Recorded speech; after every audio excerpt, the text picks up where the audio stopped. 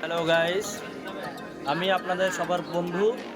আজকে আমরা একটা অচেনা জায়গায় যাওয়ার জন্য রেডি হয়েছি। এই দেখতে পাচ্ছেন আমার বন্ধু জীবন ঘোষ এবং অমিত ঘোষ আর পাড়ার ভাই ভাতি যারা আছে তারা যাবে না, আমরা বন্ধুরা যাব ৬-৭ জন মিলে নতুন একটা মায়ের দর্শনে। রেডি থাকো, অপেক্ষা করো নতুন কিছু দেখার জন্য। 2 জন থেকে 3 জন হলাম, পবন চলে এসছে আমাদের সামনে। আমার বন্ধু, মিষ্টি লাগলে অর্ডার দিতে পারেন। বন্ধু বাবলু আসছে, আমরা সবাই আস্তে আস্তে একত্রিত হচ্ছি, যাব মায়ের দর্শনের উদ্দেশ্যে। এই যে বন্ধুরা দেখুন, এই আমরা সব বন্ধু চলে এসেছি। আমরা এই রথে করেই যাব কালী মায়ের দর্শনে। আমাদের গাড়িতে একটু হাওয়া কম থাকার জন্য আমরা চলে এসেছি রাজদার দোকানে। গাড়িটা একটু হাওয়া করতে হবে। আমরা এই রাস্তাটা ধরে যাব নারায়ণপুরের দিকে। এই আমাদের গাড়িটা হাওয়া করা হচ্ছে একটু পাম্প কম থাকার জন্য।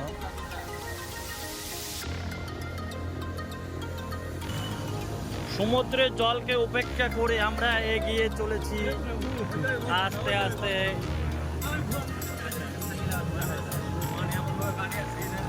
রঞ্জনী মা কালী মাতার কাছে।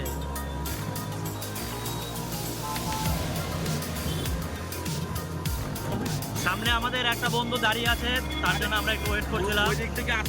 এই যে গাড়িটা এখন দাঁড়াবে, একে উঠাবে।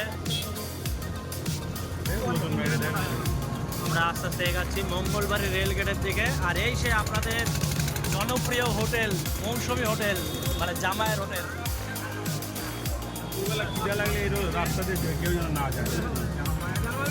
আমরা এগিয়ে চলেছি, ঢুকে গেছি রঞ্জনা কালী মাতার রাস্তার দিকে।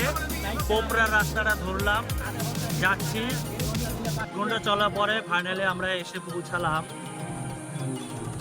ফাইনালি আমরা সবাই এসে পৌঁছালাম মা রঞ্জনা মায়ের কালী মন্দিরে।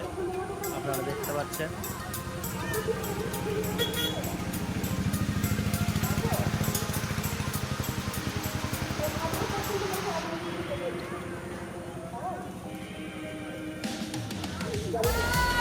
মা রঞ্জনা মায়ের মন্দির।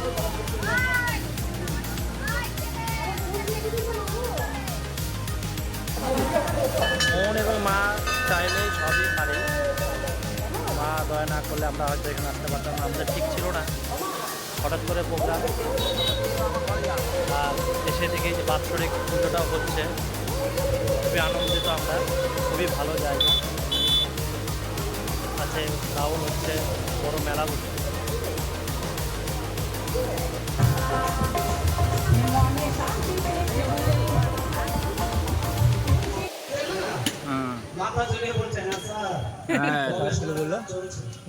কত বলবো বন্ধু? 60। কি বলবো আপনাদের কাছে।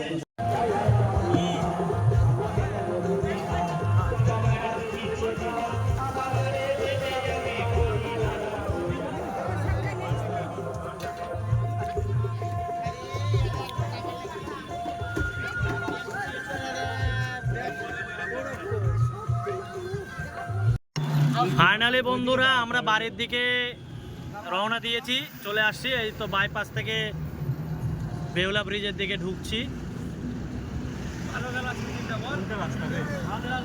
খুব সুন্দর আনন্দ হলো, মায়ের দর্শন পেলাম।